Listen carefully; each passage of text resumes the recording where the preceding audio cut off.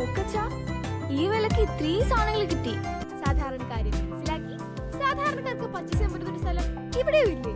Laiba wedding centre അല്ലേ? Correct. വില വളരെ കുറവാണ്.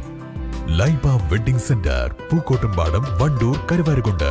വണ്ടൂറങ്ങാടിയിൽ സൗന്ദര്യവൽക്കരണ പ്രവർത്തികൾ നടക്കുന്നത് മൂലമുള്ള രൂക്ഷമായ ഗതാഗതക്കുരുക്കിന് താൽക്കാലിക പരിഹാരമായി വ്യാഴാഴ്ച മുതൽ ഗതാഗത നിയന്ത്രണം ഏർപ്പെടുത്താൻ തീരുമാനം.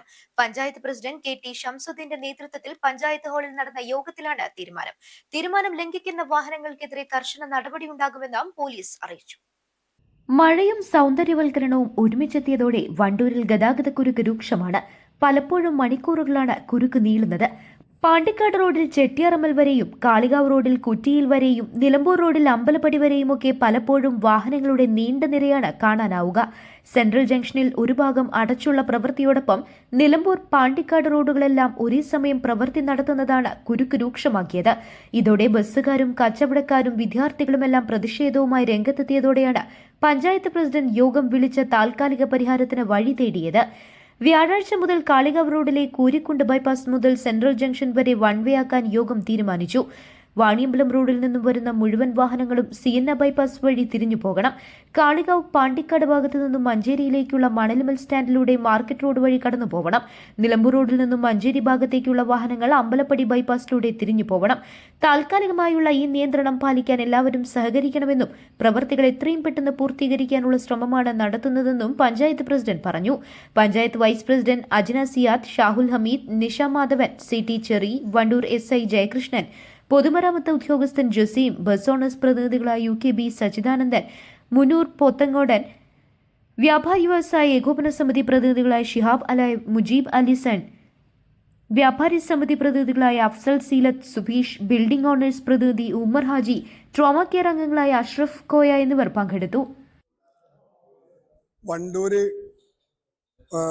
റോഡ് പണി നടക്കുന്നതുകൊണ്ട് വണ്ടൂര് എപ്പോഴും ട്രാഫിക് ജാമാണ്. അതുകൊണ്ട് പണി കഴിയുന്നത് വരെ വണ്ടൂര് കൂരിക്കുണ്ട് മുതൽ വണ്ടൂർ ടൗണ് വരെ വൺ വേ ആക്കിയേക്കാണ്.